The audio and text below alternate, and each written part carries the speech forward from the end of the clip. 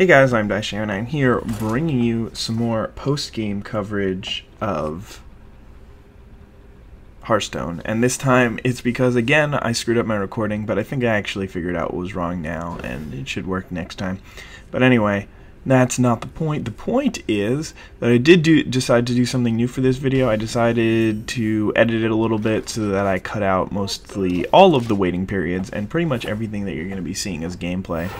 I don't think that that's really so good for my normal style. Obviously, I do live commentaries most of the time, so just skipping my thought processes don't really make any sense. But I figured since it's a post-com, you don't really want to... It's going to be hard for me to get in-depth on what I'm thinking at each juncture because it already happened. It's in the past, so it's a lot more difficult for me to do that. And I mean, I could still go through what I was thinking at some points, but it's just, I think it's a lot better when we're in the moment. But basically, when my opponent started out by coining out a Fiery War Axe on turn 1 and then hitting me with it, I realized that I was up for probably not such a difficult match. And then the Mad Bomber kind of scared me, but he ended up missing my Loot Hoarder, which was nice, and then he has another Fiery War Axe. So far I'm kind of losing because my opponent has really good cards, but not because my opponent played them in the correct manner. Fortunately for me, I drew this Weaponsmith, and again my opponent is just... Or this Fire War Axe was a lot better for him because he was able to kill my Loot Hoarder and my Arathi Weaponsmith, but still, Weaponsmith, that's how good it is. I mean, even though my opponent played one of the best cards in the game, Fire War Axe, I was still able to 1-for-1 it pretty much because I'm going to be able to kill this River Croc with the help of another spell, but only the mana of it, not the actual card of it because it cycles. So I don't know. There's a lot of different things going on. That's one of the really confusing things about card advantage, especially in this game, is so often two cards combine to take down one, and sometimes the cards replace themselves. For instance, Acolyte of Pain can do that, or Slam are both good examples. And sometimes there's something like Loot Hoarder, which when it trades for a 3/2, you're trading cards, but you get to draw an extra card. And when Loot Hoarder just trades for a hero ability, then you're losing out on tempo, or you're not losing out on tempo. You're just trading cards and mana. I don't know. There's a lot of confusing situations, but this is a point in the game that I like to call Protect the Hogger, because basically all I need for this thing to do is make maybe 2 or 3 of those 2/2s, and I'm just gonna I'm gonna have so much more value out of it. I'm just gonna outvalue my opponent, and I'm gonna win the game that way. So additionally, since my opponent played all those Fire War Axes and basically didn't really do much for a lot of turns of this game, I'm up a couple of cards here. So all I really need to do is survive. So that's why I'm putting a lot of value into armoring up every single turn. I mean, there are going to be turns in this game where I could do 2 really good things in one turn.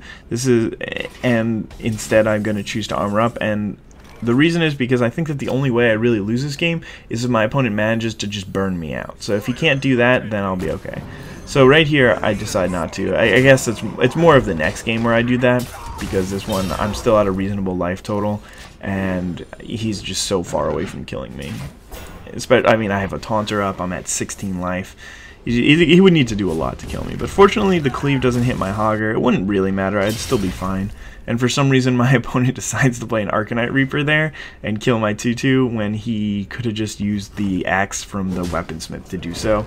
So I'm really not sure why that one happened, but the good part about the fast forwarding is that there isn't too much extraneous gameplay. It's mostly just... Or there isn't too much extraneous waiting, it's mostly just gameplay. I probably should have just played the War Golem and armored up here, but it didn't really matter. I was like, alright, well I'll just play this War Golem now, but then I figured I kind of wanted to armor up just in case. I don't think that there's a combination of cards that can kill me from 16, even though he has the Arcanite Reaper out. That means that he'd have to kill me from 11, so you'd have to have like 2 Leroys, which isn't impossible, but I guess he has 3 cards, so it could be like Leroy, Kor'kron Elite, Heroic Strike, or something like that, or Cruel Taskmaster is one of them. But yeah, it would have been really, really tough for my opponent to kill me from there. Either way, this game's pretty much over. I guess I couldn't really fast forward any of this because it was all gameplay, but nothing important is going on. I mean, obviously he's just gonna play his useless spells from his hand, attack my taunter, and then concede before I even get to attack him. I mean, it's just, sometimes I understand why you want to show your opponent everything you had before you lose, because it's like you want him to know, like, oh, this game was so close. If I had just been able to do this one turn earlier, I would have won. But in this kind of game, where I clearly defeated him, it's just a waste of everyone's time to keep playing spells. But yeah, not such a great opener here. I think I decide to keep the Razorfen Hunter just because I don't want to be in a situation where I don't have a turn 3 drop. With Warrior, that's a real risk, and it is just terrible when that happens, that you actually just don't have anything to do, because you have to armor up, and armor is so useless in the beginning of the game. I mean, sometimes it translates into a game where it's just like, man, if I had just had 2 more health, I would have been able to win this one. But often enough, what ends up happening is that it just ends up being a waste. You end up falling further behind because you couldn't do anything, and then your hero ability doesn't matter because they'll just deal damage to you because you couldn't play any creatures. So it's really not that good generally. Right here, I got kind of lucky that my opponent didn't have a 2-drop to play. It would have been real. I guess he might have had a 2-drop. He just didn't want to risk not hitting it because then the loot hoarder just gets to trade with the knife juggler. But if he had like a mirror image or something like that, it would have been so terrible for me. And this is actually a pretty good situation where Razorfen Hunter is actually decent, because I get to trade with his 3/2, and then he's going to have to spend at least 2 mana just to kill the 1/1. Unless, I mean, he could get lucky and hit it. But it's going to be a lot better than that, because my opponent just decides to play a secret this turn instead of just pinging my guy. So I'm like, oh, it's probably Mirror Entity or something like that. It ends up being Vaporize, and I correctly test that by attacking straight up with my little boar first, and I just paused for a second there because I was kind of in shock of what my opponent just did and how they could possibly think that that was the correct play. But you know what? I mean, if he's gonna do that, I don't mind. And for some reason this turn he just decides to hit my Razorfen Hunter. I don't know, but I have a couple of options here, but what I decide to do is play the Stormpike Commando because I am about to put a ton of pressure on the board. Now I have 9 power, plus I can protect it with my Reckless Rocketeer or my Arcanite Reaper, and my opponent is forced to Fireball my 4/2. So I don't know if there has ever been a better Stormpike Commando than that one, but that was just brutal. And at this point it's really just going downhill. I mean, I have so much damage in hand and on board. I decided to attack here because I probably want to play the Arcanite Reaper next turn. So yeah, it's definitely going to be really tough for my opponent to come back from this spot. Playing the Ascension Shieldmaster means that he gets to survive to fight another day, but even so, I mean, I'm going to be able to put him to 1 and still have an Arcanite Reaper. For some reason he doesn't ping. He could have just pinged, but I guess he kind of gave up at this point because it's really over from here. But either way, I mean, this is not really a close game. Once my opponent's early aggression stopped, basically the fact that my opponent used their coin on turn 2 or turn 1 for the knife juggler, but then didn't end up having a play outside of that was pretty bad, because it kind of meant that I was able to utilize going first, using the first turn advantage really well, because he didn't even do something that good with the coin, because all he did was kind of used the first turn. Usually your first turn doesn't do anything, so he used that, but his second turn was pretty useless, even though it did end up killing my loot hoarder, so it ended up not being so bad. But if I had a 3/2, it would have been a terrible play. I don't know, whatever works. I ended up winning the game. It wasn't very close, and yeah, my opponent here leads off with an Argent Squire, which is kind of bad for me.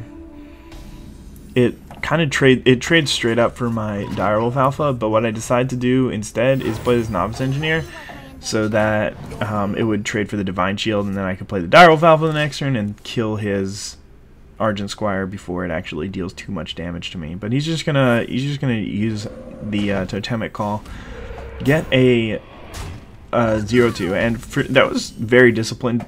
Actually, there's one of 2 possibilities. That could have been a very disciplined play of my opponent to just hit my guy and kill him, and try and play around Direwolf Alpha or something like that. Direwolf Alpha might, or I guess Cruel Taskmaster as well. But what ended up happening, actually, it doesn't play around Cruel Taskmaster. Anyway, I think what ended up happening is my opponent just spammed the totem button and then swung in immediately before he even saw which totem it was. And if he had seen that it was a 0-2, then he might have held off on it. But here my opponent gets pretty lucky to hit the spell damage totem. I guess it's 33% chance. It's not really that lucky, but yeah, he's able to make sure that I can't kill the Stoneclaw totem. And now I'm going to drop the Emperor Cobra, and I mean, that's really what I'm trying to do, is just gain a board presence back. It's really important against Shaman to gain control of the board. Flame Tongue totems are really, really brutal against you, and if your opponent's just able to build up their board like my opponent is, then often enough you just can't get back, especially since I have no Consecration, no Lightning Storm, nothing like that that allows me to get back into the game. So I'm going to continue using my mana efficiently, because I feel like that's the only way I can really get back into this one. And my next turn is actually a pretty tough one. How do I want to deal with the board?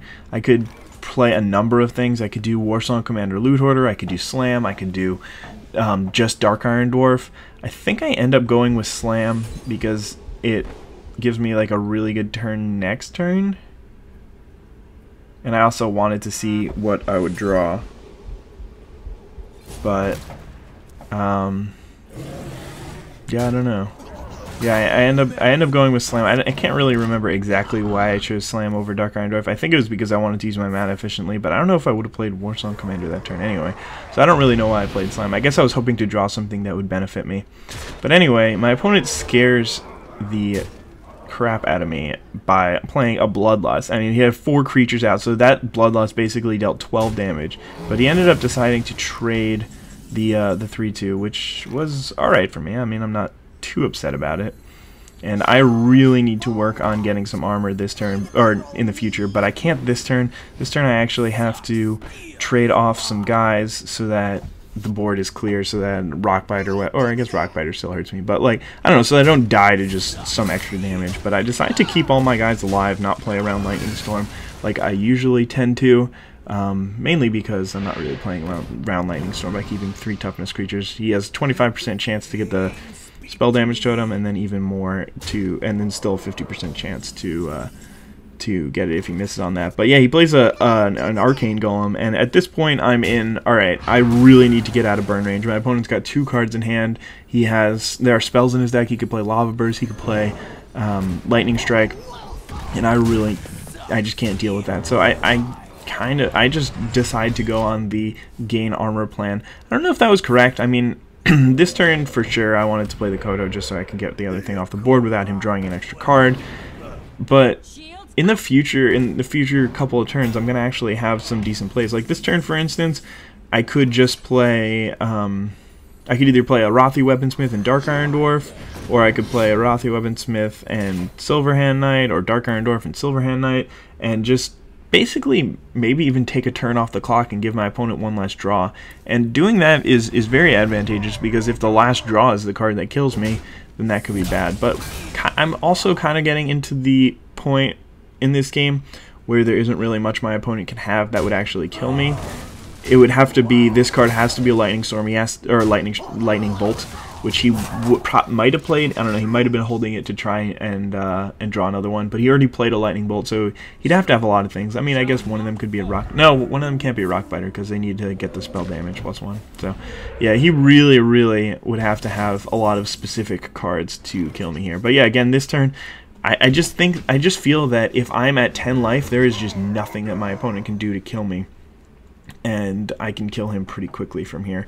So yeah, I'm going to use the weapon again just to take out the totem. I don't want to lose any life hitting the Divine Shield, even though that would be a little bit more valuable. And I actually just wanted to play both of these, but again, I just figured that I have a better chance of winning this game just by armoring up, because I don't think that there's anything that my opponent can actually do to kill me outside of... Yeah, even like Ragnaros doesn't kill me, even if he gets lucky. But he might win that game if it goes more than one turn. I don't know. Maybe not. Probably not. But yeah, here I've been so focused on clear the board, make sure he doesn't have anything that can possibly attack me next turn mode, that I actually almost my lethal for next turn, but I realized that I have the Rocketeer and the Gorehowl, and I thought of it just before I drew the Gorehowl, so I just do my math a couple of times to make sure. But anyway, thank you guys for watching. I hope you enjoyed the slightly edited speedrun version of this. I don't know, maybe I'm not as good as commentating as quickly. I like to be deliberate, think about what I'm saying, think about what I'm doing, making sure that I explain myself well. And sometimes in these kind of situations, so many things are happening at once that I can't really manage to do that. But either way, I hope that you guys did enjoy this video, and you all have a wonderful day. Bye.